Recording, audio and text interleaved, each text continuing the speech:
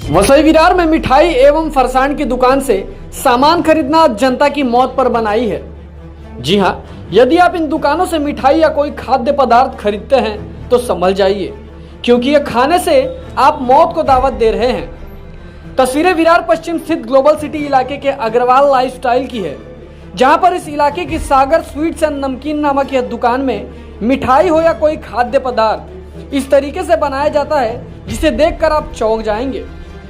तस्वीरों में आप सीधे तौर पर देख सकते हैं कि किस तरीके से गंदा मटेरियल, बुरी तरह बदबू मारता मिश्रण मिठाई बनाने में यूज किया जा रहा था। साथ ही मैदा हो या अन्य खाने की वस्तु, सभी चीजें एक्सपायर हो चुकी थी। उसके अलावा जिन कच्ची चीजों से सभी मिष्ठान बनाए जा रहे थे वह खाने की भी स्थिति में नहीं थे। उसके बावजूद इसका प्रयोग कर लोगों की जान से खिलवाड़ किया जा रहा था।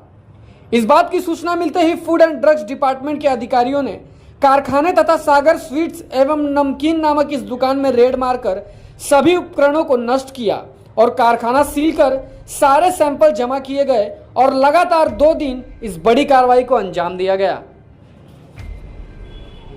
इथे मला ऑफिसमधनं फोन आला, कंप्लेंट होती। मग मी यास्थळी हजर झाले। या प्रिमाइसेस मध्ये जर बघितलं तर इथे फार अनहायजेनिक कंडिशन मध्ये सगळं बनवत होते, जसं बर्फी वगैरे होते आणि मैद्याचे पॅकेट जे काही गोण्या होत्या 98 किलो, तर त्या एक्सपायर्ड होत्या सगळ्या। आणि मग मी ते सीज केलेले आहे, जे जे अन्नपदार्थ खाण्यालायक नाहीयेत आणि कसेच नाही, सगळेच अन्नपदार्थ इथे जे जे आहेत ते कुठलेच खाण्यालायक नाहीयेत। तर त्यामुळे मी संपूर्ण गोडाऊन सीज केलेले आहे आणि जे काही थोडेफार चटणी वगैरे ते मी डिस्ट्रॉय करत आहे। आणि ह्यांना स्टॉप बिझनेस ऍक्टिव्हिटीची आपण नोटीस दिलेली आहे कलम 55 आणि 63 अंतर्गत, food safety and standards act 2006 अंतर्गत।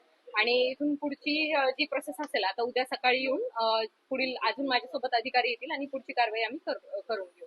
याचे जे दुकान आहे त्यामध्ये आपण तपासणी करणार आहात का? हो, उद्या सकाळी नक्कीच तुम्ही तिथे हजर राहा। सकाळी त्यांचं दुकान उघडायच्या आम्ही तिथे येऊ आणि तिथे आपण दुकानावर कारवाई करू। नागरिकांना काय आव्हान करतात? नागरिकांना हे आवाहन करतो आम्ही की प्रत्येक ठिकाणी जिथे जाणार तिथलं लायसन्स आहे की नाही ते बघून घ्या।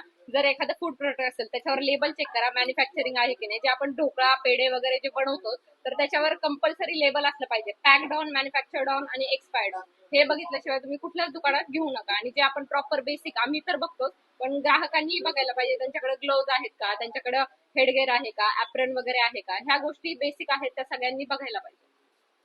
काय नेमका सोबत प्रोग्राम? आज दिनांक 18/3/2026 रोजी मेसर सागर स्वीट्स अँड नमकीन विरार वेस्ट तालुका वसई जिल्हा पालघर येथे तक्रारीच्या आधारे तपासणी करण्यात आली आहे।